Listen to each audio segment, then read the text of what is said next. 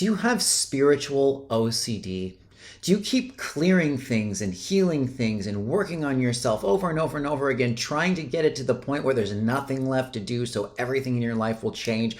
In this video, I'm going to be talking about the pitfalls of this, a little bit about my experience with it, why we do this, why we want to move away from this, and then at the end, I'm going to be sharing just a very simple technique that you can use to move beyond this. My name is Adam. Welcome back to my YouTube channel, or welcome if it's your first time.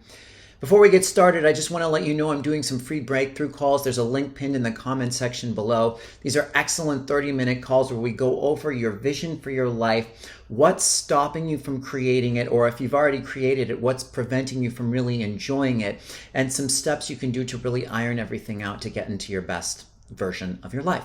Now, spiritual OCD.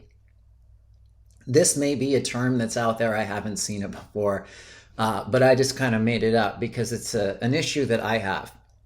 It's a very, very deep-seated issue that I have had for a very long time, and definitely throughout the course of the last 17 years of my healing journey. Now, what is spiritual OCD? I think it's pretty self-explanatory, but it is this obsessive need and desire to clear and heal everything so there's nothing left within you, and then your whole life takes off in the way that you imagine it would if you were perfect. Okay? I have felt for years like I've been looping through cycles again and again and again and again, and a large part of why is because of this spiritual OCD. And I'm going to explain that a little bit. The way it sort of kind of feels like, if I likened it to a human experience with me, is it's like if you were scrubbing a spot on the kitchen floor and it's as shiny as it fucking can get, but you're still like, no, I just need to clear it a little more. I just need to clean it a little bit more. I just need to clean it a little bit more. Like if you saw the movie Groundhog Day with Bill Murray, like this has been my life, my spiritual life. Okay, I would be sent a test. I'd get the test perfect. I'd get it fucking perfect. There's nothing I could have done better. There's nothing I could have said better. I hit all the marks exactly as I knew I could have and should have, and it wouldn't matter. It wouldn't matter. Everything would blow up, and I'd just be sent another one again. It's like I would go back to the beginning of the same grade, even though I got an A++++. I just would show up to school the next year and they'd be like, oh, you're in ninth grade again. I'd be like, well, I just was in ninth grade the last 50 years in a row. Like, why? They're like, no reason. You're just in ninth grade again. Fuck you. And this pattern is a large part of why. Because it was me tweaking the fuck out spiritually. And what the message that you're sending to yourself when you do this is what I did, is that you're broken, you're tainted, there's something wrong with you. You're also setting up a very bad expectation that one day there will be no more pain, that one day you will clear everything inside yourself and everything will be amazing. The problem is, this isn't how it works here. There is no one day everything's perfect. It's perfect now, as it is. We tend to get into these negative loops and cycles where we develop this belief that if something isn't going the way we want in our life, there's something that we need to clear and shift. Now, this is true, but there's a lot of danger here, because reality basically functions according to what we believe. So if we believe deeply enough, we have to clear and fix everything before our life can happen, the life will never come. But what if you change the belief to, I could still be afraid. I can still be in a little bit of trauma. I can still be imperfect, and I can have the life that I want now. And what if, in fact, that's why you're even here to begin with?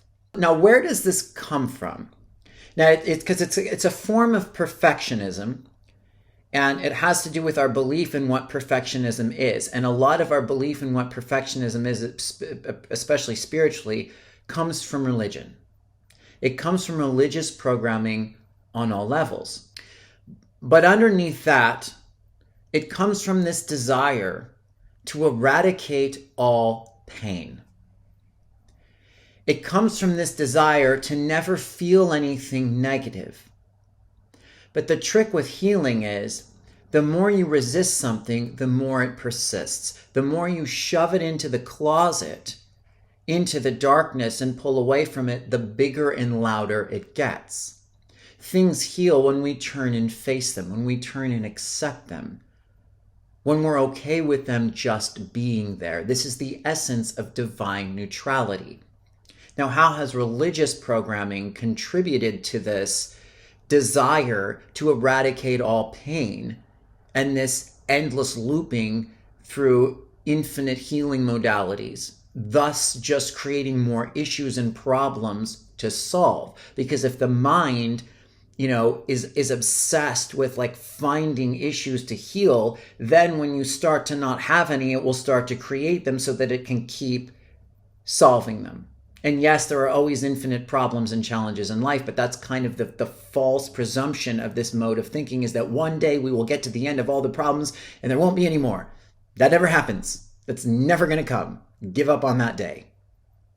You're perfect as you are. So what's an example of religious programming that's contributed to the spiritual OCD sort of thing? Well, one is original sin in Christianity. The premise of original sin essentially is you're fucked up and you need to apologize for it. You need to do something. You need to atone for your sins. Now, a lot of, Christianity is about atoning for your sins, but original sin is like you didn't even do anything. You need to atone for the fact that you exist. That is the worst, most deep-seated, painful, traumatic, manipulative, incorrect, false belief system you can have. And it has nothing to do with Christ. It has nothing to do with spirituality. It has everything to do with control. If you're imperfect and you're a fucked up, tainted, worthless piece of shit, you feel guilty. You feel guilty for even being alive. And your power, therefore, is gone. Because you're saying, I'm not worthy of my power. It's a program. And then what that leads to is, okay, what do I have to do to be perfect? What do I have to do to get to heaven? What do I have to do to attain enlightenment? And everything that you do continues to reaffirm the belief that there's something you need to do to get to where you want to be, to get to love, to allow yourself to be loved, thus over and over reinforcing the belief that you're not good enough now. That is literally what those things were designed to do. The need to attain enlightenment in Eastern philosophy is the same thing. It's like one day you will get to this point where you're perfect. One day you will get to this point where you're an end-all be-all master and there won't be anything left to do. Well, the point of coming to Earth is to just experience this stuff. It's to experience the light and the dark, the contrast between the two. If we didn't have the darkness, if we didn't have the challenge, there'd be no existence here. So it's this catch-22 paradoxical conundrum. It's this false carrot and the stick that you chase forever. And this drove me nuts. It's driven me nuts. And we filter everything that we believe through this perception, including the law of attraction. It's like, well, if I'm not manifesting what I want, then there's something in me to clear. And there is. It is because there's a wound in you to heal. There's something in you that's stating that you're not allowed to have what you want. That's true. But the problem is when we go to work on whatever that is, we go with the belief of there's something wrong with me. So we turn and look at the wound and try to eradicate it. I saw some, YouTube video the other day for destroy all addictions. It's like, that's the wrong perception. Accept all addictions. Love all addictions. That's how you traverse these things. When you see the law of attraction content, it is good to look at like, well, okay, so what is it in me that's not allowing what I want to come? And why is that part of me perfectly okay as they are? I don't need to eradicate all fear in order to have the love of my life. I don't need to eradicate every negative habit in order to be a successful person. you turn and you face them with love. So now I'm going to give you just a quick little technique that you can use when something comes up within you to help release it. Because again, like, there are things to release and there are things to, I don't want to say, like, in human life, we set a goal and then it's about who we become in the process of attaining that goal. It's not so much about attaining the goal. But the whole point is that you're learning to love yourself more and more and more and more and more until you allow what you want to manifest. So everything that you turn and look at inside yourself, you want to look at it with, how do I bring this into the light to allow it to be there and love it, and then it releases. Not like, I got to atone for my sins. Not like, I got to attain enlightenment. Not like, I got to destroy this fear. I got to get rid of this anger. If you feel the intention in that perception, you're basically over and over and over again beating yourself up, saying there's something wrong with you now. So it's tricky to navigate, but I hope I made this clear enough. So what is something that you can do? When you don't feel well, when you feel frustrated, when you feel angry, when you feel tired, first off, you want to get in touch with where that is in your body. Everything heals somatically. So maybe you feel something in your stomach. Maybe you feel something in your shoulder. Just kind of sit, meditate, notice the sensations in your body a little bit, and sense where that feeling is. You know, it might be a fear about not having enough. And then just feel it. Just be there with it, and you can start to state what the feelings are, because when you state the feelings with feeling statements, it connects you to your nervous system and it allows you just to be present with it.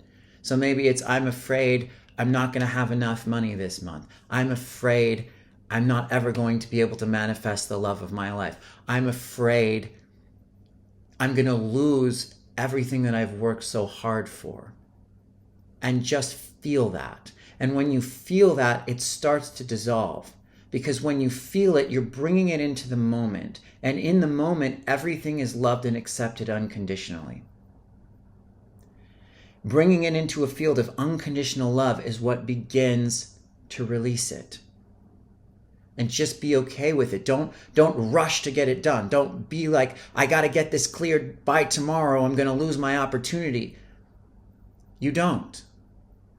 You can manifest everything that you want with plenty of fears, quirks, anxieties, issues, challenges, problems. And the more you sit there with them and just let them be as they are, that's the paradox, the more they start to release. Let me know how this goes for you. Let me know if you have any comments, questions, revelations, breakthroughs. Please like and subscribe to the channel. And please let me know if there's any other videos you want, to hear from me, any other topics. Other than that, thank you so much. I look very forward to next time, and peace.